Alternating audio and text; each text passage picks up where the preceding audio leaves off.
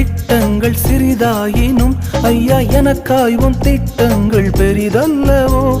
புழுதியில் இருந்து என்னை உயர்த்தினீரே, ராஜாக்களோடு அமர்த்தினீரே.